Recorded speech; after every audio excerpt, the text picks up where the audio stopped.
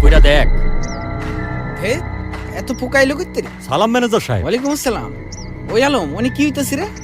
Madam গতকাল রাইতে টিভিতে একটা যাত্রা দেখছে, আর যাত্রায় মেয়েরা যেমন সাজে এখন ম্যাডামেরও শখ জাগছে ঠিক অমন করে সাজবো, তাই উনি সাজতাছে।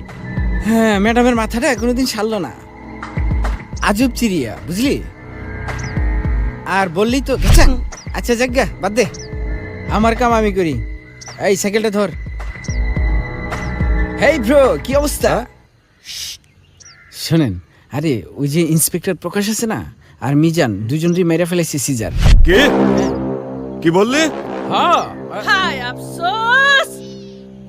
আরে ওই ম্যানেজার, কি ফুসুর ফুসুর করতেছস? হ্যাঁ, ম্যাডাম, কাজের কথা বলো। ম্যাডাম প্রকাশ ওই যে ওষুধ কোম্পানির ডকুমেন্টস নিয়ে স্বাস্থ্য মন্ত্রণালয়ে পৌঁছাতে পারে নাই। মূর্খ, তুমি জানো না এসবই সিজারের প্ল্যান। প্ল্যান মতো সে দুজনকেই শেষ করে দিয়েছে। শুধু তাই না ম্যাডাম, চকবাজারের কবির যে আমাকে কথা শুনে নাই, টাকা ফেরত দিছে, সে তো এখন সিজারের লোক হাত মিলাইছে।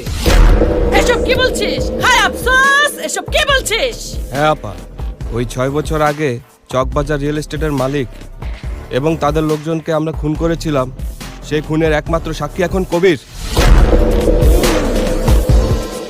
হায় আফসোস। কবিরকে তখন ছেড়ে দেওয়াটা আমাদের ঠিক হয় না।